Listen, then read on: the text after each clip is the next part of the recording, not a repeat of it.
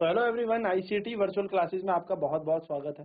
तो जैसे कि हमने लास्ट क्लास में देखा था कि ये 3 डॉट और 2 लाइंस हमारे पास होती हैं और ये ब्रेल लिपि में हमें क्या बताती है, ब्रेल लिपि के बारे में चीजें बताती है, ब्रेल लैंग्वेज के बारे में हमें बताती है। तो बेसिकली कैट हमने देखा था कैसे लिखा जाता है, एंड के लिए हमें क्या करना है, कॉमा के लिए हमें क्या डॉट यूज करने होते हैं और हमें क्या यूज करने होते हैं, कैसे हमें यहाँ पर डैश यूज करने होते हैं। तो यही पैटर्न हमें बताता है ब्रेल शीट के बारे में। अगर ये चीजें यहाँ पे बनी हो तो जो विजुअली इम्पेयर्ड जिसको प्रैक्टिस है ब्रेल लैंग्वेज की, वो इनको फील करके बता सकता है कि यहाँ पर क्या लिखा है। ठीक है, चलिए तो आगे बात करते हैं। तो विजुअली इम्पेयर्ड पर्सन और people learn the Braille system by beginning with letters. तो वो स्टार्टिंग से, जैसे हम स्कूल जाते हैं, प्ले ग्रुप, नर्सरी, केजी हमारी क्लासेस होती हैं, सेम टू सेम जो विजुअली इम्पेयर्ड पर्सन होते हैं उनको भी प्रैक्टिस कराई जाती है बहुत बिगिनिंग से, एकदम शुरुआत से विद लेटर। सबसे पहले उन्हें लेटर्स के बारे में नॉलेज दी जाती है कि कौन सा लेटर क्या है, किस लेटर को हम क्या बोलते हैं। देन हमारे स्पेशल कैरेक्टर्स होते हैं। देन हमें कॉम्बिनेशन ऑफ लेटर्स से हमें ये पता लगेगा कि क्या कॉम्बिनेशन है लेटर का और कैसे उस लेटर से क्या बनेगा, पूरा का पूरा क्या बन जाएगा, एक सेंटेंस बनेगा, वर्ड बनेगा। ठीक है। So methods depend upon recognization by touching. छूते हो, छू के ही बता सकते हो, बिकॉज वैसे ही वो इम्पेयर्ड है, वो देख तो वैसे ही नहीं पा रहे, है ना, तो वो छू के ही बताता है। ये वाली चीज आपको पता होनी चाहिए। तो चलिए जल्दी से यहाँ तक नोट कर लीजिए एंड देन फिर आगे की चर्चा करते हैं।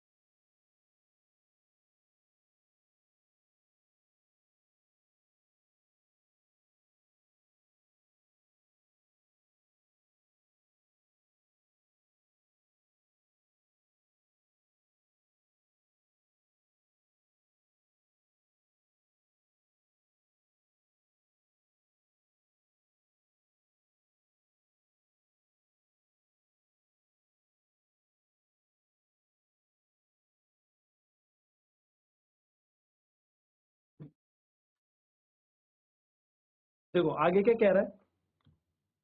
Each character has been memorised. हर एक कैरेक्टर को याद किया जाता है। जैसे आप लोगों ने बचपन में ए याद किया होगा, तो ए की प्रैक्टिस की होगी। देन ए से apple, A for apple, A B for ball, ये करके याद किया होगा।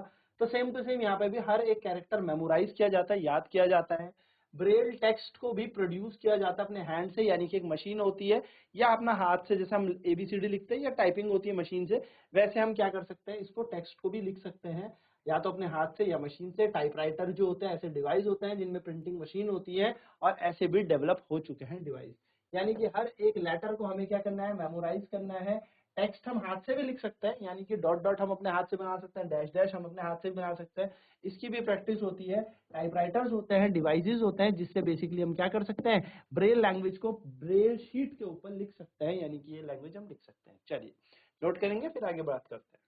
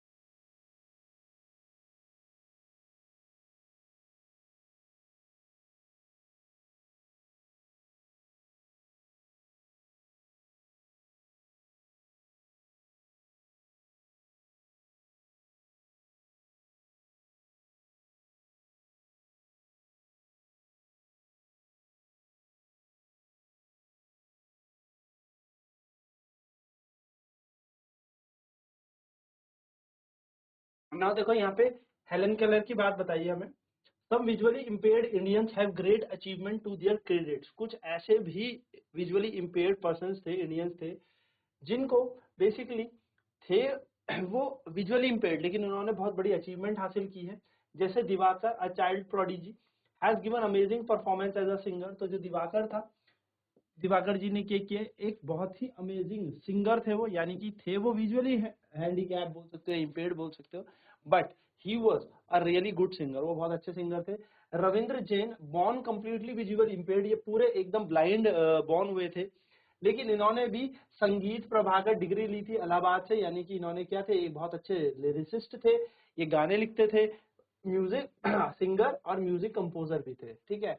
लाल Advani himself visually impaired, establish an association for special education. जो लाल आडवाणी थे उन्होंने भी क्या किया, उन्होंने भी विजुअली इम्पेयर्ड स्टूडेंट्स या बच्चों के लिए एक स्पेशल एजुकेशन और रिहैबिलिटेशन सेंटर खोला था, जो रिप्रेजेंट कर रहा था इंडिया को ब्रेल के ऊपर इन यूनेस्को, यानी कि जो भी प्रॉब्लम ब्रेल पे आ रही थी उसको यूनेस्को पे इन्होंने ही आगे बढ़ा के बातें की।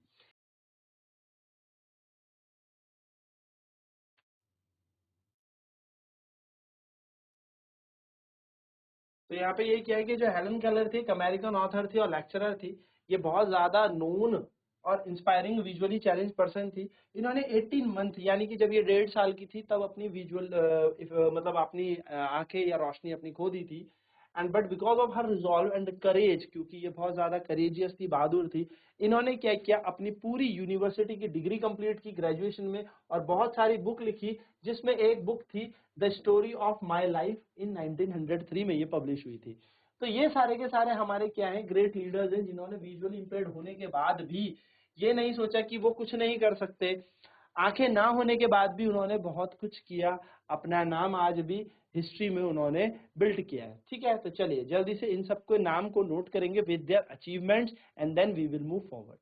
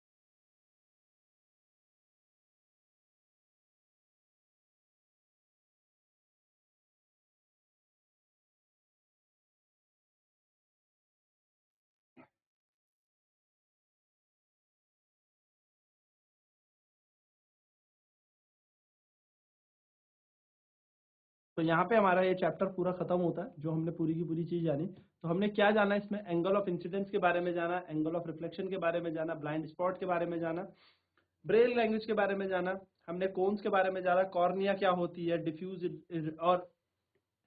डिफ्यूज और इरेगुलर रिफ्लेक्शन के बारे में जाना, रेगुलर रिफ्लेक्शन के बारे में जाना, आइरिस बताया है ना, कैलिडोस्कोप बताया, लेटरल इन्वर्जन के बारे में हमने जाना, लॉज ऑफ रिफ्लेक्शन, प्यूपिल, ये सारी की सारी चीजें हमने यहाँ पे देखी थी। रिफ्लेक्शन क्या होता है, रिफ्लेक्टेड रेज क्या होती है, रेगुलर रिफ्लेक्शन क्या होता है, रेटिना क्या होता है, और स्मूथ सरफेस से टकराने के बाद जाएगी। तो जब ये रेज, रिफ्लेक्टेड रेज पैरेलल होती है आपस में, यानी कि कैसी होती है, आपस में समांतर होती हैं, तो एक रेगुलर यानी कि एक नियमित हमारा रिफ्लेक्शन होता है, यानी कि नियमित हमारा परावर्तन होगा। डिफ्यूज और इडिफ्यूज या इरेगुलर रिफ्लेक्शन को हम क्या कह सकते हैं, जब ये एक रफ सरफेस से होगी, और यहाँ पे जो इंसिडेंट रे है वो तो चलो मान लिया पैरेलल है, लेकिन रिफ्लेक्टेड रे आपस में पैरेलल नहीं होंगी, समांतर नहीं होंगी, तो ऐसे रिफ्लेक्शन को, ऐसे परावर्तन को हम अनियमित परावर्तन कहते हैं। दो लॉस थे रिफ्लेक्शन के। कितने लॉ होते हैं रिफ्लेक्शन के? दो। पहला होता है एंगल ऑफ इंसिडेंस हमेशा किसके इक्वल होता है, एंगल ऑफ रिफ्लेक्शन के, यानी कि आपतित कोण और परावर्तित कोण दोनों हमेशा बराबर होते हैं। Next, incident ray, reflected ray, normal drawn at the point of incidence, reflecting surface lie on the same plane. यानी कि जो इंसिडेंट रे है, जो रिफ्लेक्टेड रे है और जो नॉर्मल है वो एक ही प्लेन, एक ही समतल के ऊपर गिरते हैं, एक ही प्लेन पर लाई करते हैं। ठीक है, चलिए तो फटाफट ये सारे पॉइंट्स नोट कर लें एंड देन फिर आगे इस पे चर्चा करते हैं।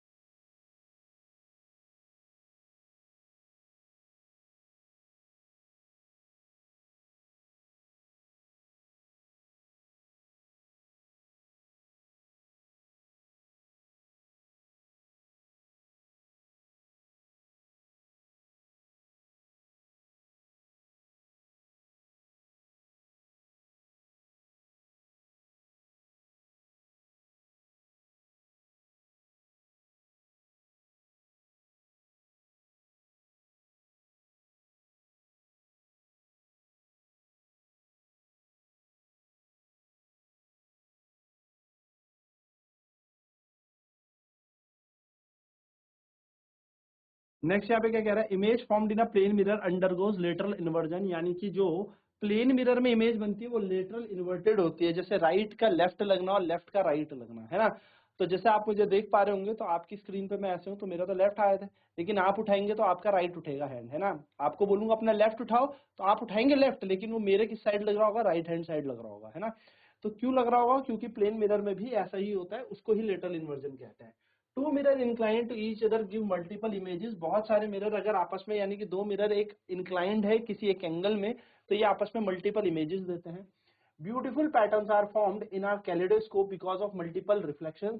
सो कैलिडोस्कोप हमारे पास एक ऐसा बेसिकली क्या होता है, डेकोरेटिंग, हमारे पास डेकोरेट करने के लिए एक ऐसा डिवाइस बनाया गया है कि जिसको बहुत प्यारा लगता है, क्योंकि उसके अंदर क्या होता है, मिरर्स होता है, तो बहुत सारी मल्टीपल रिफ्लेक्शंस करता है और हमें अलग अलग तरीके की या एक ही इमेज को बहुत तरीके से दिखाएगा, तो वो बहुत अच्छा लगता है, सुंदर लगता है, डेकोरेट करने के काम आता है। सनलाइट जो होती है वो व्हाइट लाइट होती है, इसके अंदर 7 कलर होते हैं, यानी कि श्वेत प्रकाश होती है सूर्य की रोशनी पे। और वो श्वेत प्रकाश जो है वो 7 भिन्न रंगों से मिलकर बना है, विबग्योर से मिलकर बना है। ये बात आपको याद रखनी चाहिए। तो जल्दी से यहाँ से यहाँ तक नोट करें, फिर आगे बात करते हैं।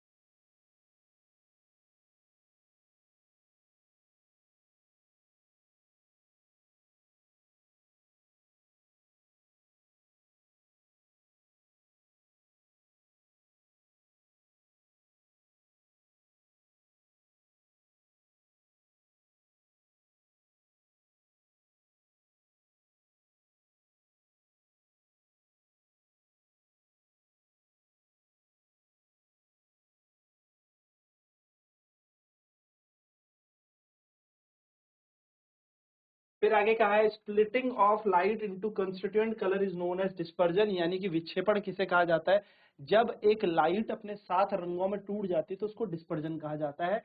This is known as dispersion. ठीक है, next, parts of the eye are cornea. सबसे पहला पार्ट कॉर्निया होता है, उसके बाद आइरिस आती है, फिर पुतली प्यूपिल आ जाएगी, फिर लेंस आ जाएगा, रेटिना, ऑप्टिक नर्व। हालांकि लेंस से पहले एक सिलियरी मसल्स भी हमने पढ़ी थी, सिलियरी कोशिकाएं भी पढ़ी थी, जो लेंस को स्टेगनेंट बना के रखती है, लेंस की फोकल लेंथ को बढ़ाती हैं और घटाती हैं, है ना। तो ये हमारे आईज की पार्ट्स है। Normal eye can see nearly at and a distance object clearly. एक नॉर्मल जो आंख है, यानी कि जिसपे बेसिकली कोई डिफेक्ट नहीं है, वो दूर की चीज और पास की चीज आराम से देख सकती है। नेक्स्ट है, विजुअली इम्पेयर्ड जो पर्सन होते हैं वो रीड कर सकते हैं, राइट कर सकते हैं बाय यूजिंग ब्रेल लैंग्वेज। यानी कि जो लोगों को देखने में प्रॉब्लम है, पढ़ने में प्रॉब्लम है, या फिर बेसिकली विजुअली इम्पेयर्ड है, जो देख नहीं सकते, है ना, तो वो ब्रेल सिस्टम के थ्रू पढ़ सकते हैं, लिख सकते हैं। And visually impaired person develop कर सकते हैं और सेंस को और शार्पली, यानी कि अगर वो देख नहीं सकते तो उनकी विजन अगर अच्छा नहीं है, उनकी आईसाइट वीक है या आप कह सकते हो बिल्कुल नहीं है, तो अपने वो दूसरे किसी सेंस ऑर्गन को क्या कर सकते हैं, डेवलप कर सकते हैं, जिससे वो इंटरेक्ट कर सके, तालमेल बना सके अपने आसपास के इन्वायरमेंट के साथ, अपने लोगों के साथ, आसपास की चीजों से वो समझ सके, उनसे बात कर सके। सो ये था यहाँ पर ये पूरा चैप्टर, यानी कि लाइट चैप्टर हमने कर लिया है खत्म। और अब हम इसके करेंगे क्वेश्चंस कल की क्लास में, यानी कि आने वाली क्लास में अब हम इसके क्वेश्चन करेंगे and then we will wrap up this light chapter. तो आज की क्लास में इतना ही। आईसीटी वर्चुअल क्लासेस में जुड़ने के लिए धन्यवाद। आपका दिन शुभ हो।